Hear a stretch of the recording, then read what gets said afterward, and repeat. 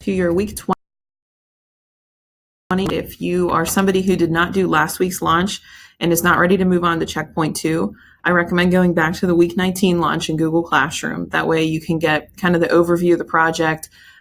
There was a quick little video in there with some background information about the Civil War, as well as discussing what checkpoint 1 should be.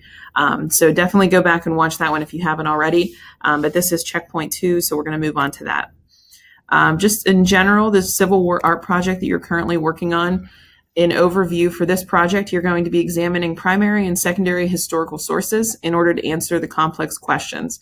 So there's a few questions you'll be answering, and each of these are going to be answered in one of the checkpoints. So last week's was, why did slavery exist in America? This week is, how did compromise between the North and South fail? How did America attempt to rebuild, and were those efforts successful? So that's going to talk a little bit about Reconstruction, that time after the Civil War. And why is it important to study the Civil War today? So those are kind of the general overview of the questions you're going to be working on in this project. For each checkpoint, you're going to be studying one of the historical questions by analyzing documents and coming up with your answer. For each checkpoint, you're going to also create an art piece that reflects what you have written. So there's going to be a written component, and then when you're done with the written component, which is just a paragraph, then you're also going to make some form of art piece.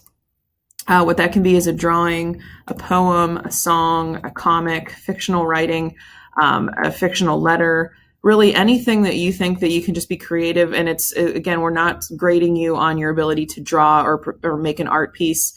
It's just what we're looking for is your ability to connect what you've learned and apply it to something else. So there's an art piece that's going to be created for each one. And then after studying each topic, you're going to assemble your art pieces. So there's going to be 5 checkpoints. You're going to have 5 pieces of art, and that's going to be compiled into an art portfolio. And then your final product is going to be an art analysis. Checkpoint 2 is on failed compromises. So when you open this up, it's going to look like this. Make sure you're highlighting which essential question you're answering. So there's 2 choices. You can either answer, how did the North and South attempt to settle their differences over slavery? If you choose that one, then obviously you want to be able to link out to the failed compromises sources off to the right side of the screen. If you don't like that one and you would rather do the second question, which is what events and individuals sparked the outbreak of the Civil War, then you would click on that second document set there, the key events and individuals.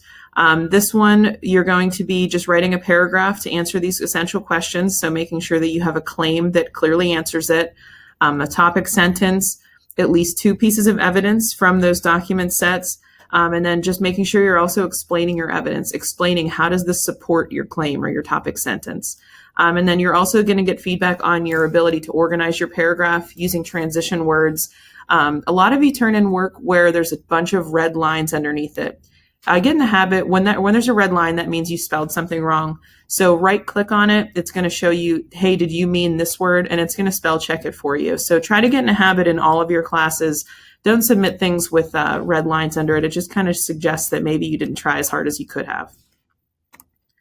When you click into those document sets, it's going to look a little bit different because it's not actual documents linking out to it.